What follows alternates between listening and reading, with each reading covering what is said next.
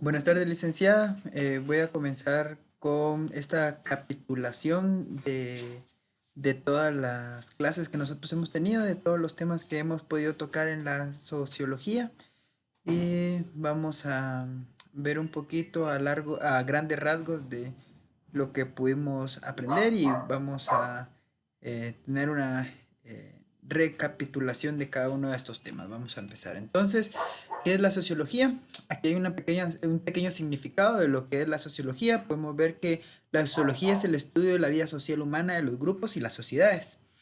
Se centra su atención primordialmente en los seres humanos tal y como aparece, tanto ya sea social como los actores directos dentro de este círculo social. Podemos ver que la sociología estudia la psiquis humana, estudia el comportamiento de las personas dentro de la sociedad, cómo se mueven, cómo es realmente sus ramas y todo ese tipo de cuestiones dentro del ser humano.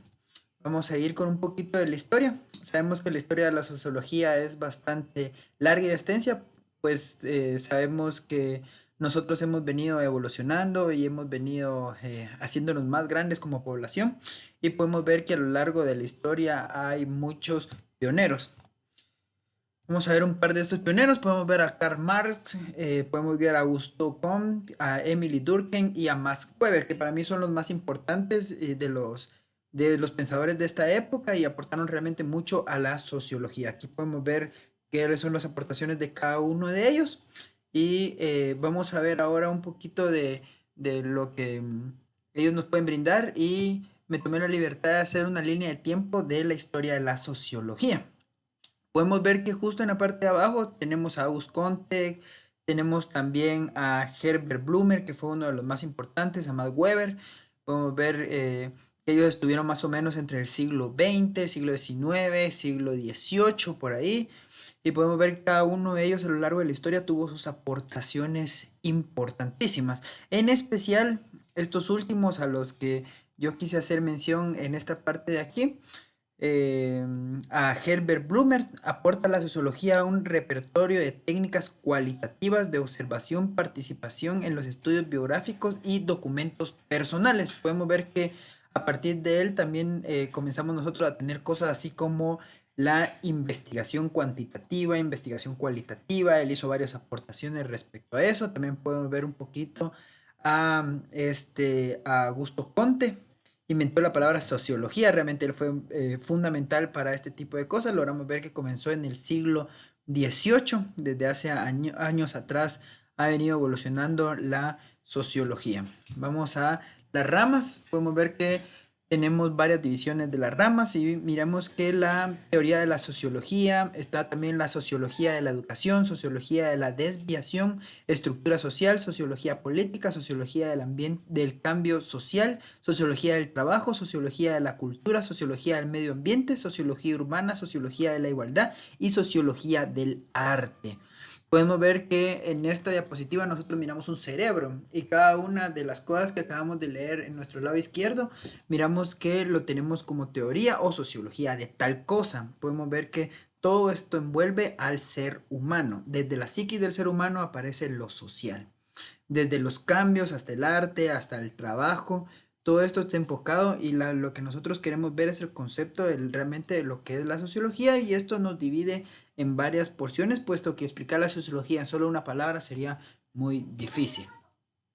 Vamos a ver qué perspectiva tiene la sociología o qué puntos de vista logran mantener ellos. Dice, la perspectiva sociológica nos permite conocer las oportunidades y los obstáculos que podemos encontrar en nuestra vida. ¿Por qué?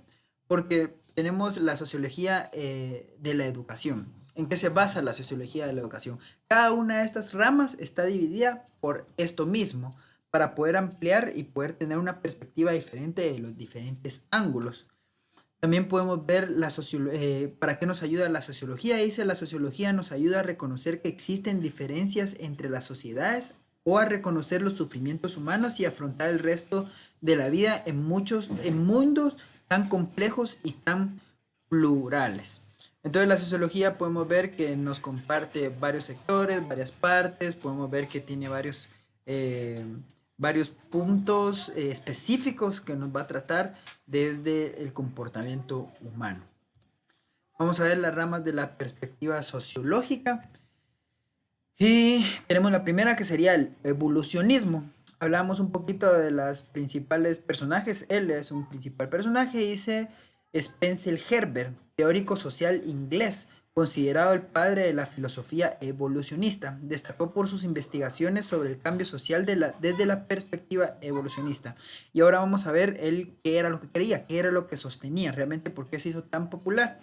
Y dice, sostenía que toda materia orgánica tiene su origen en un estado unificado y que las características individuales se desarrollaban de forma gradual por la evolución. ¿Qué sostenía él? Que dependiendo de cómo íbamos evolucionando, dependiendo de cómo íbamos evolucionando, era la manera en que nos íbamos comportando. Él creía básicamente que desde la evolución, desde que el hombre comienza a andar, comienza a ser un ser pensante, comienza a interactuar él mismo, va haciéndose más grande, va estructurándose mejor. Vamos a ver el siguiente.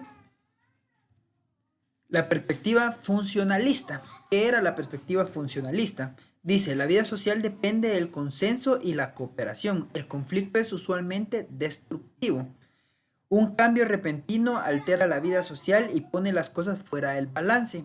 Y el trabajo de los sociólogos es explicar las diferentes partes de la sociedad en términos de sus consecuencias y mostrar cómo están interrelacionadas. Perspectiva funcionalista, ¿qué quiere decir esto?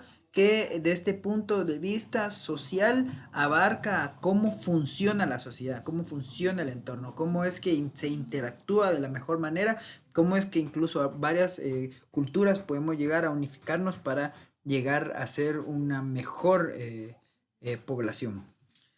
También tenemos el interaccionismo simbólico. Las personas interaccionan creando mundos simbólicos, los cuales modifican los comportamientos individuales. ¿Eso qué quiere decir? Que dependiendo de cómo la sociedad se mueva, cómo la sociedad actúe, es como van a seguir las demás personas. Esto podríamos llamarlo un poquito de catecuminado. ¿Qué quiere decir catecuminado? Un poco de ganado, ¿verdad? Según cómo se muevan las demás personas o las personas influentes, esa va a ser la movilidad o el comportamiento de las demás personas. Básicamente es podemos decirlo, es por copia o algo parecido. También tenemos la teoría del conflicto. En sociología, la teoría del conflicto establece que las funciones de la sociedad o organización y cada participante individual y sus grupos se esfuerzan para maximizar sus beneficios, cual inevitablemente constituye al cambio social, político y revolucionista. ¿Qué quiere decir esto? Que mientras más conflictos podamos tener nosotros, mientras más cosas nos ayuden a desarrollarnos o a pasar obstáculos, eso va a hacer que la población siga creciendo y se siga desarrollando de la mejor manera. Vamos a ir a instituciones sociales. ¿Cuáles son las instituciones sociales? ¿Qué es la institución social realmente? Dice su función como institución. Las funciones sociales realmente son varias y una de estas es la institución familiar. Su función como institución familiar es transmitir a los integrantes valores y costumbres. Recordemos que la familia como tal es una base fundamental para nuestro desarrollo. Dicen que la familia es la base de la sociedad, entonces desde ahí podemos nosotros encontrar cosas como valores, como cosas morales, inclusive ética de trabajo, todo eso lo desarrollamos desde la perspectiva familiar. Sigue siendo características de las instituciones. Cada institución tiene como objetivo principal la satisfacción de necesidades sociales específicas. Las instituciones formulan los valores fundamentales que comparten sus miembros. Las instituciones son relativamente permanentes. Los patrones de conducta se convierten en parte de su tradición. Las bases sociales de la institución son tan amplias que sus actividades ocupan un lugar central en la sociedad. Cada institución está altamente estructurada y organizada alrededor de un conjunto esperado de normas, valores y pautas de comportamiento. Y lo último dice, las ideales de una constitución son generalmente aceptados por la mayoría de los miembros de una sociedad. Logramos ver que las instituciones, las características de las instituciones son básicamente la manera o el manual de cómo se van a comportar las personas de diferentes ramas. Aquí tenemos los tipos de las instituciones. Hablábamos un poquito sobre la institución familiar. Tenemos la institución familiar, tenemos la institución educativa y tenemos la institución religiosa. Si nos damos cuenta, estas tres instituciones son las más importantes, pero todo nos lleva a una misma lugar. ¿Cómo comportarnos? ¿Cómo es que se comporta el ser humano dentro de la sociedad? La institución familiar considera lo más importante de estas entidades. La familia ha sido desde siempre el pilar fundamental de la vida en la comunidad. ¿Por qué? Porque de ahí sacamos nuestros valores, sacamos nuestra forma de comportarnos ante la sociedad. La institución educativa tiene como objetivo la inclusión social de las personas. Tiene como objetivo la inclusión social de las personas. Para tener una mejor sociedad, ¿verdad? Para poder desarrollar profesionales y poder ir creciendo un poco más como población. Y la institución educativa nos pone normas, reglas y cosas morales en las que cada ser humano va a ser partícipe de sus actos y él va a tener la forma de pensar y de actuar de una mejor manera, ¿verdad? Siempre temiéndole a Dios. ¿Qué son las investigaciones sociológicas? La investigación sociológica es la aplicación de conceptos y técnicas para reunir datos y tratamiento para sacar conclusiones sobre los hechos. ¿Qué son las investigaciones sociológicas? Básicamente es la investigación de la sociedad, su comportamiento, en qué estamos fallando, las diferentes ramas que ellos abarcan. Eso es básicamente la investigación sociológica. Los principales tipos son de campo, científica, descriptiva, comprensiva, explicativa, exploratoria y correlacional. Aquí podemos ver una diapositiva donde nos pone la metodología versus cuantitativa y cualitativa.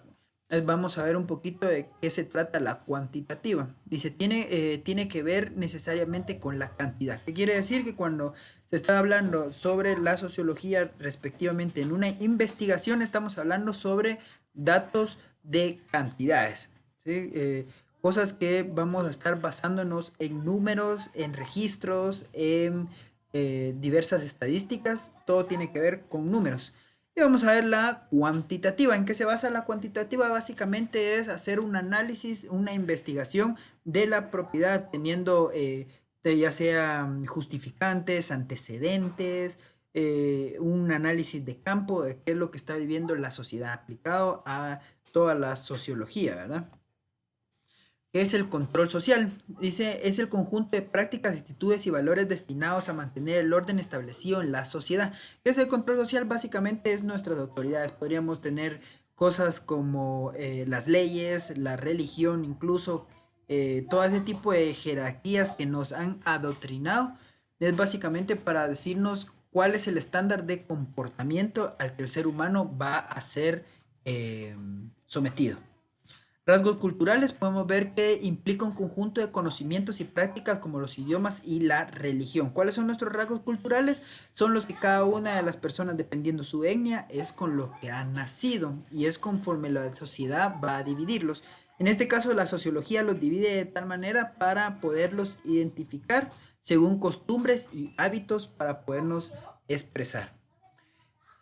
Hay diversos tipos de rasgos. Podemos ver que están los rasgos materiales y los rasgos no materiales. Los materiales son aquellos que ocurren o existen como resultado de la elaboración y confección de objetos. ¿Qué quiere decir? La vestimenta, las cosas típicas, todo lo que vestimos, todo lo folclórico, ¿verdad?